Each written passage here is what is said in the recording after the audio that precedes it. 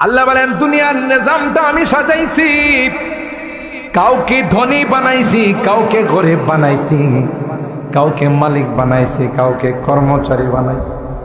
কেউ সিএনজি চালক, আবার কেউ সিএনজির প্যাসেঞ্জার, কেউ চালক, কেউ প্যাসেঞ্জার, কেউ অটো চালায়, কেউ আবার প্যাসেঞ্জার, কেউ দোকানের মালিক, কেউ দোকানের কর্মচারী, আবার কেউ কাস্টমার।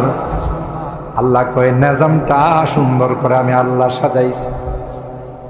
সাইয়েদনা হযরতে, আপনাদের কষ্ট হইতেছে বেশি, সাইয়েদনা হযরতে আদম আলাইহিস সালাম সমস্ত রূহগুলোকে যখন আল্লাহ রূহের জগতে একত্রিত করেছে, হাদিসের মধ্যে আসে আল্লাহ আদমকে বললেন, আদম তাকাইয়া দেখো, ডাইনে বামে সামনে তাকাইয়া দেখো, যা দেখতেছো সবাই হবে তোমার সন্তান। সুবহানাল্লাহ। হযরতে আদম দেখলেন কেউ সুন্দর, কেউ কালো, কেউ লম্বা, কেউ খাটো, কেউ ধনী, কেউ গরিব, কেউ মালিক, কেউ কর্মচারী। আদম আলাইহিস সালাম আল্লাহকে কয়, লাউ সাওয়াইতা বাইনাহুম, আল্লাহ সবগুলোই তো আমার সন্তান, একরকম বানাইলে ভালো ছিল না? কাউকে লম্বা বানাইছেন, কাউকে খাটো বানাইছেন, কেউ কৃষ্ণাঙ্গ, কেউ শ্বেতাঙ্গ, কেউ কালো, কেউ ধলো, কেউ ধনী, কেউ গরিব, কেউ মালিক, কেউ ফকির, কেউ আমি। কথা বলেন ঠিক কিনা? এখান থেকে শিক্ষা নিতে হবে, বাবা যিনি হয়, মা যিনি হন, সন্তানদের প্রতি তাদের একরকম দৃষ্টি রাখা উচিত। এক সন্তানকে 2 কানি জমিন দেয়া গেছেন, আর এক সন্তানকে কিছু দেন নাই। এরকমের লোক তো রাধিকা নাই, ব্রাহ্মণবাড়িয়াতে নাই। একজনকে বেশি দেয়, আরেকজনকে কম দেয়। এই কারণে সন্তানদের মধ্যে মারামারি হয়, তা কয় না? সন্তানদের মধ্যে মারামারি হয়, তোরে বাবা বেশি দেয়া গেছে, আমারে কম দেয়া গেছে, কেন এটা করলো? এই ভাগ আপনি দেওয়ার কে? আপনি দুনিয়ার থেকে চলে গেলে আল্লাহর কালাম যার যার বন্টন, যার যার অংশ তার কাছে পৌঁছাই দিন। আপনি বেইনসাফি করতে গিয়ে তাদের মধ্যে ঝগড়া লাগান, তাদের মধ্যে বাকবিতণ্ডা হয়, মারামারি হয়। বাবার উচিত সবার প্রতি একরকম দৃষ্টি রাখা, একজনের প্রতি সুনজর আর একজনের প্রতি কুনজর। এটা আসলে প্রকৃত অর্থে বাবা নয়। কথা কয় না? রাগ করতেছেন মনে হয়? কোরআনের কথা, হাদিসের কথা। হযরতে আদম বললেন, লাউ সাওয়াইতা বাইনাকুম, সন্তান যেহেতু সবগুলো আমার, আল্লাহ সমান করে বানাইলে ভালো ছিল না? সবাই ধনী, সবাই সুন্দর, সবাই লম্বা, সবাই শিক্ষিত। আল্লাহ ডাক দিয়া কয়, আদম তুমি বুঝবা না আদম কি জন্য বেশ কম করে বানাইছে। যদি সবাই যাত্রী হতো, সিএনজি চালানোর লোক পাওয়া যাইত। সবাই যদি মালিক হতো, তাহলে কর্মচারী পাওয়া যাইত না। সবাই যদি ধনী হতো, তাহলে কামলা পাওয়া যাইত। এখন দেখবেন আল্লাহ এমন সুন্দর করে সাজাইছেন, আপনি রাধিকা থেকে ব্রাহ্মণবাড়িয়া যাবেন, অটো চালক, সিএনজি চালক দাঁড়াই থাকে। ভাই শহরে যাবেন, কাউতলি যাবেন, ভাদুঘর বাস স্ট্যান্ডে যাবেন, আসেন। ওখানে আপনাকে এত কষ্টের মধ্যে বিভিন্ন গর্তের মধ্যে চালায়া নেওয়া যায়। আপনি যখন 20 টাকা, 30 টাকা, 40 টাকা তাকে দেন, সে কিন্তু খুশিতে আনন্দে আত্মহারা হয়ে যায়।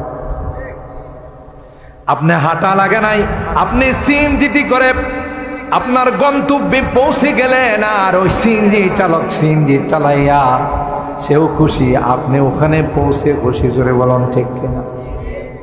রিক্সা চালাই, রাত নাই, দিন নাই, বৃষ্টি নাই, রুদ্র নাই, আপনি যখন রিক্সাতে ওইটা জায়গা মতো পৌঁছে যখন তারে 50 টাকা 60 টাকা দেন, খুশি হয় না? বেজার টাকাটা পায় কয়, স্যার আমার নাম্বারটা নিয়ে যান, যত রাতেও আপনি ফোন দিলে আমি আইসা বলি। কয় না? আবার মাঝে মধ্যে দেখবেন কিছু রিক্সা চালক যাত্রী নাই বাটিয়ালি সুরে গান গায়, রিক্সা চালায় আবার বাটিয়ালি সুরে গান গায়। কি খুশিতে গায় না দুঃখে গায়? কথা কয় না, খুশিতে গায়। আল্লাহ বলেন আমি প্রত্যেককে যার যার জায়গাতে বানাই দিলাম, না হয় দুনিয়ার নিজাম নষ্ট হয়ে যেত। কিসমত কিয়া হর শাই কো কসম আজল নে, কিসমত কিয়া হর শাই কো কসম আজল নে, जिस चीज को जिसके लिए काबिल नजर आया। बुलबुल को दिया नाला व परवाना को जलना, बुलबुल को दिया नाला व परवाना को जलना, गम हमको दिया सबसे जो मुश्किल नजर आया। কি সুন্দর কথা দেখছেন, যাকে যা দেওয়ার তা দিয়ে আমার আল্লাহ সৃষ্টি করেছেন। সুবহানাল্লাহ বলেন। কিন্তু আপনি মনে করেন আপনি মালিক হয়ে অনেক বড় ফেরেশতা হয়ে গেছে। হযরত মুআফিয়া রাদিয়াল্লাহু তাআলা আনহু চিঠি লিখলেন সিরিয়া থেকে আমিরুল মুমিনিন হযরত উসমান ইবনে আফফান রাদিয়াল্লাহু তাআলা আনহুর কাছে। বুখারী শরীফের হাদিস। আপনারা মনে করেন না যে হুজুরের মধ্যে বসে গল্প করতেছে, এখন তো বিপদ। বুখারী শরীফের হাদিস না খুলো একদল কি কই জানেন, এটা সহিহ হাদিস না। আপনাদের এই এলাকায় নাই, আমাদের ঢাকাতে আছে একদল বাইরেছে, এরা সহিহ হাদিস না জয়ীফ হাদিস না দুর্বল হাদিস বগল বুখারী শরীফ লয়া লিয়া ঘুরে। কথা কন, এটা গল্প না, বুখারী শরীফের কথা। যে আবু যরকে আপনি একটু ডাইকা নসিহত করে দেন, কাহারো ঘরে যদি একদিনের বেশি খানা দেখে কোনো কথা নাই, পিটানো শুরু করে, এ তো বিশাল ফিতনা হয়ে যাইতেছে এলাকায়। তো হযরত উসমান ইবনে আফফান রাদিয়াল্লাহু তাআলা আনহু যেহেতু মুরব্বী সাহাবী আবু যর গিফারি রাদিয়াল্লাহু তাআলা, একটা মাজমা একটা মজলিস বসাইছে। সাহাবীদেরকে বলছেন যে আমি ইদ্তিখার করা, স্টক করা, খোরাক ঘরের মধ্যে রাখার বিষয়ে মাসআলা উঠাও। আপনারা একে একে মতামত দিবেন, তাতে আবু যর গিফারি বুঝে যাবে যে না এটা আমি যা করতেছি ঠিক। এটার সমাধানের জন্য এমন একটা সুরত বাইর করছে। আবু যর গিফারি কেউ ডাকছে, আমিরে মুআবিয়া কেউ ডাকছে। ডাকার পর এই মাসআলা তিনি যখন উত্থাপন করছেন, কোন সাহাবী জবাব দিতে পারে নাই। সবার আগে লাঠি নিয়ে দাঁড়াইছে আবু যর গিফারি। সুবহানাল্লাহ কইবেন না? যে আমিরুল মুমিনিন, যেই ব্যক্তি একদিনের বেশি খোরাক ঘরের মধ্যে রাখবে তারে পিটায় আমি চামড়া উঠাই ফেলাম। হযরত উসমান ইবনে আফফান চিন্তা করে দেখলেন, হায়রে, যেই কারণে এখানে মজলিস বসাইলাম যে মাসআলার হল করব, হল তো দিয়ে দিছে লাঠি দিয়ে, আর কারো তো কথা বলতেই দিই। তখন হযরত আবু যর গিফারি রাদিয়াল্লাহু তাআলা আনহুকে বললেন, আপনি মনে কিছু না করলেন, আপনি আপনার মুরব্বী সাহাবী, আপনি লোকালয়ে বসবাস করেন না। লোকালয়ে বসবাস করলে প্রতিদিন দেন দরবার করা লাগবে, বিচার সালিশ করা লাগবে। আপনি রাবাজা নামক জায়গাতে ওখানে বসবাস করেন, ওখানে নির্জনে থাকেন, বাইতুল মাল থেকে আপনার থাকা খাওয়ার এগুলো সব বন্দোবস্ত করেন। খলিফাতুল মুসলিমিনের হুকুম মানা ফরজ, ওয়ালাউ কানা আবদান হাবশিয়া, যদিও সে একটা গোলাম হয়, কালো গোলাম, তারপরও তার কথা মানত। এই আবু যর গিফারি রাদিয়াল্লাহু তাআলা আনহুর ঘটনা, তিনি তার গোলামকে রাগ হয়ে একদিন বলছিলেন, ইয়াবনাস সাউদা, হে কালো বান্দির বেটা, এটাই তার গালি ছিল, আর কিছু না। ইয়াবনাস সাউদা, মা একটু কালো ছিল তো, ও সেই ইয়াবনাস সাউদা, হে কালো বেটি সন্তান। এ গোলামেনি করছে কি, বিচার দিয়ে দিছে সরাসরি আল্লাহ নবীর আদালত। সুবহানাল্লাহ।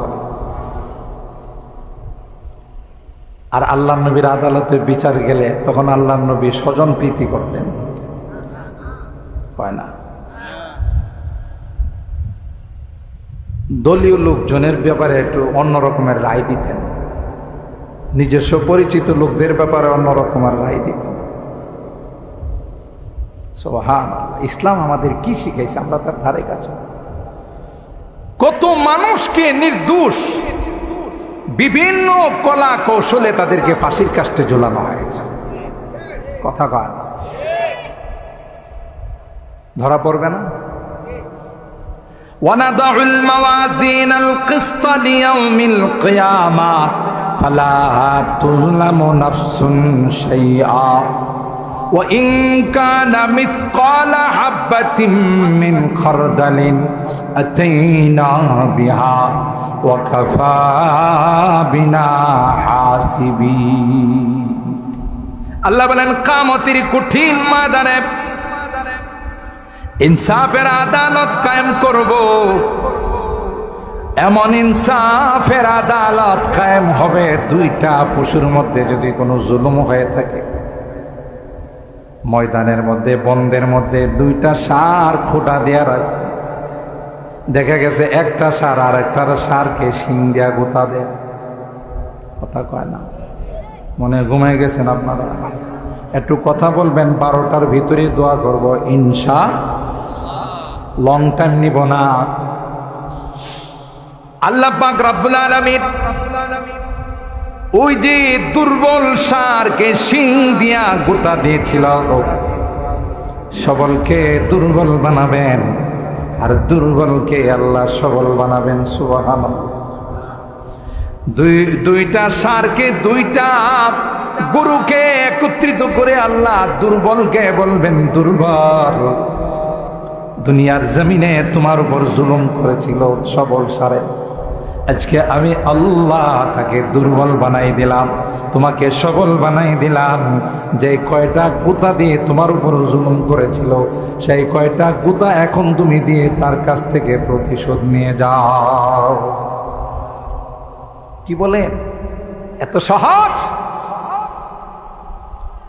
হাদিসে কুদসির মধ্যে আল্লাহ বলেন, ইয়া ইবাদি ইন্নী হারামতু যুলমা আলা নাফসি ফালা তুযালিমু বাইনাকুম।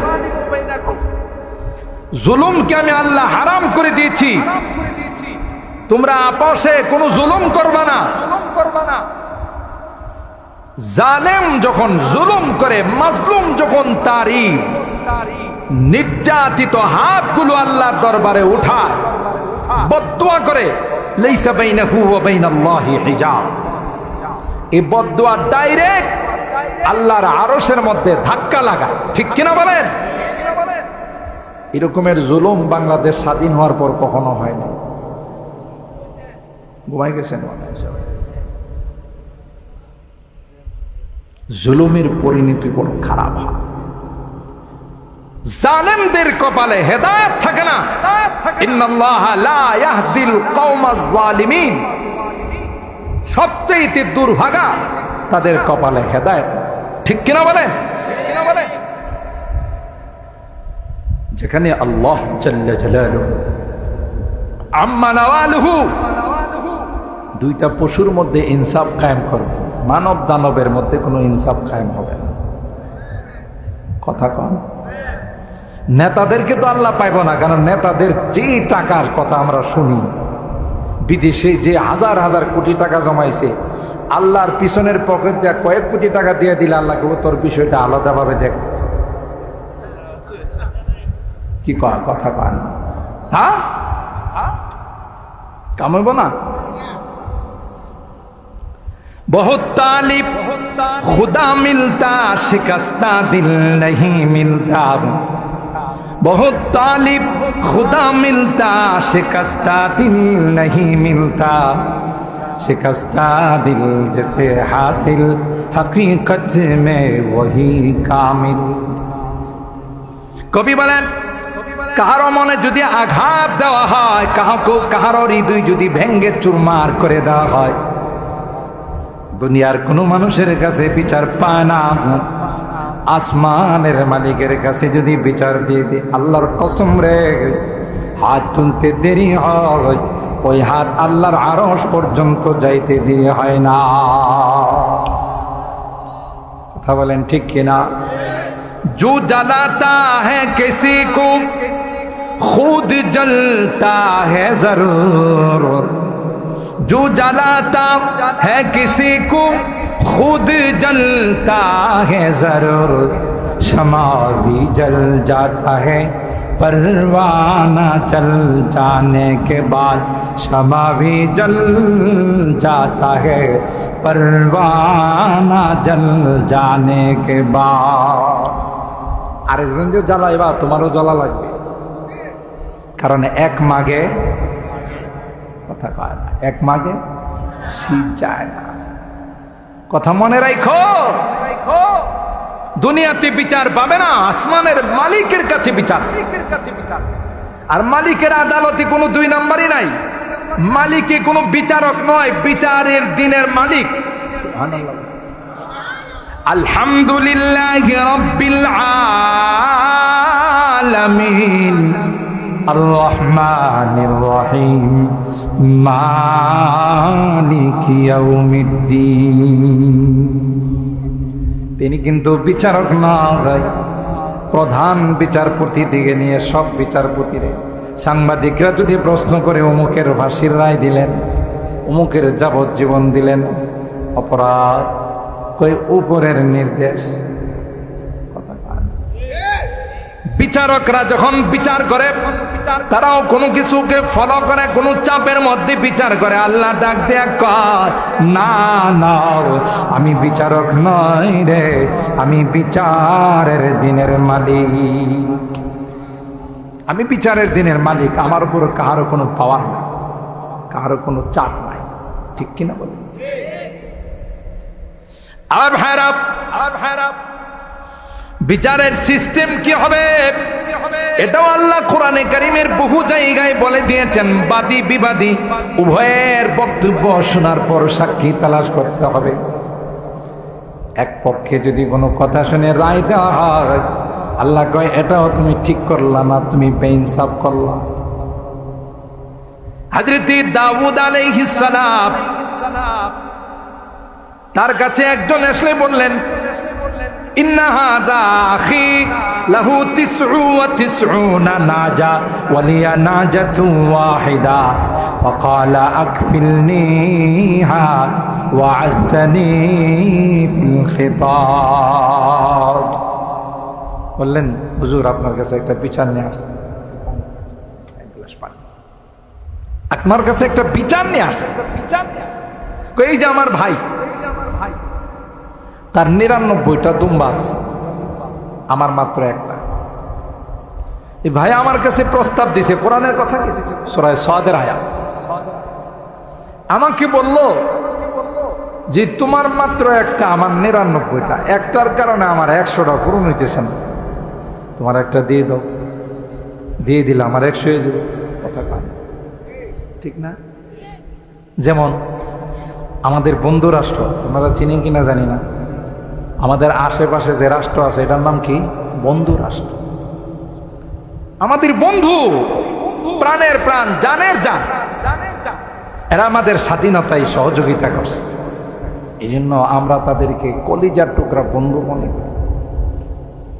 তো এই বন্ধু রাষ্ট্র, আমাদের দেশ যখন স্বাধীন হয়েছে, দেশের মুক্তিযোদ্ধা যারা, গর্বিত সন্তান যারা, তাদেরকে জিজ্ঞাসা করে দেখেন, এ দেশে যা কিছু মূল্যবান জিনিস ছিল সব ট্রাকে করে ওপারে নিয়ে গেছে।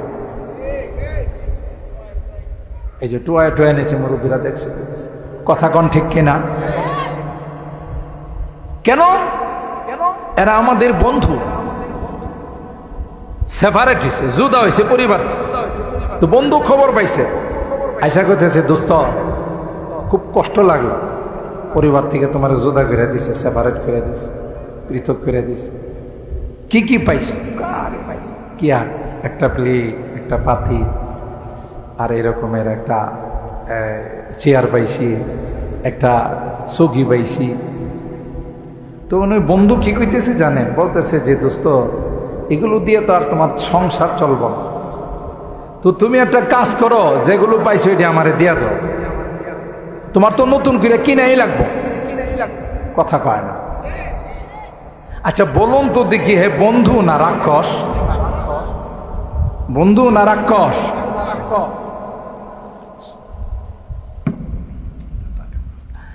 তো হ্যাঁ, যদি প্রকৃত বন্ধু হতো তাইলে বলতো দোস্ত এমনি তো তোমার মন খারাপ, সেপারেট হয়ে গেছো, তোমার কি কি লাগবে বলো, আমি লিস্টি করে তো আমি বাজার থেকে কিনে দিয়ে যাবো। কি বলে? এ যদি যা পাইছে সেইটিও নিয়ে যা, এটা কি বন্ধু না রাক্ষস?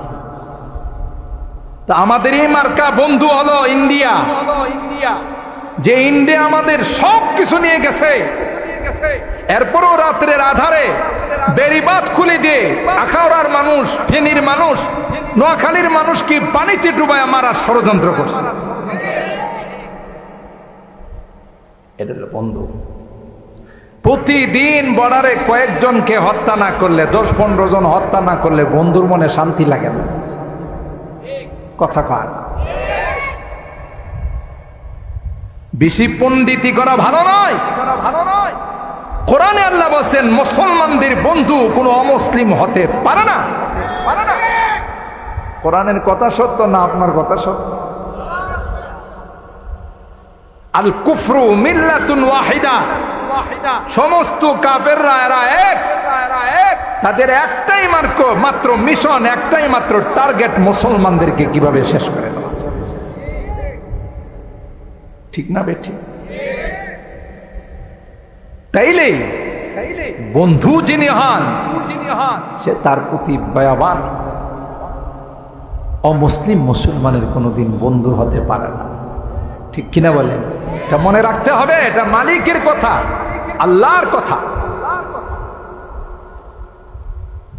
আল্লাহ হযরতে আবু যর গিফারি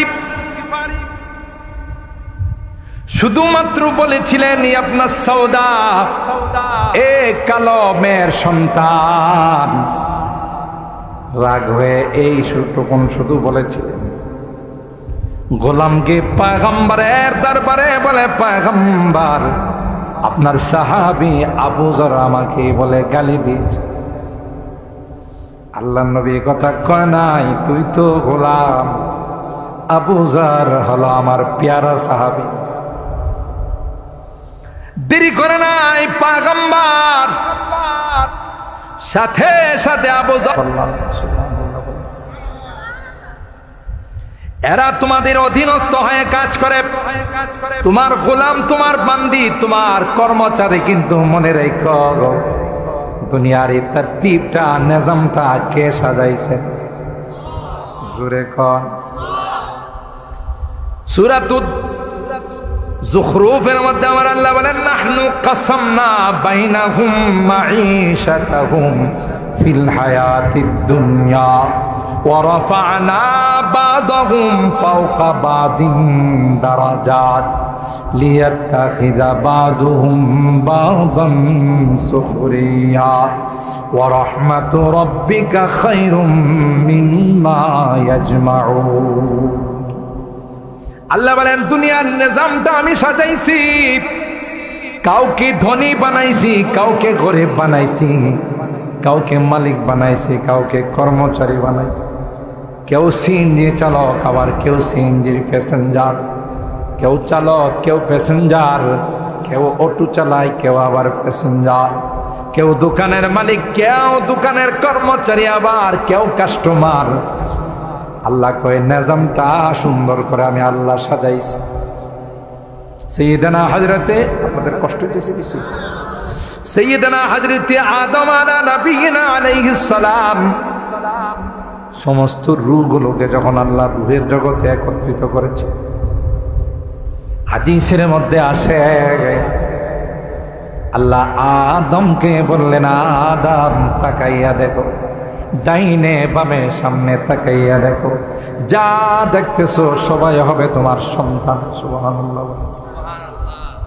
হযরত আদম দেখলেন কেউ সুন্দর, কেউ কালো, কেউ লম্বা, কেউ খাটো, কেউ ধনী, কেউ গরিব, কেউ মালিক, কেউ কর্মচারী।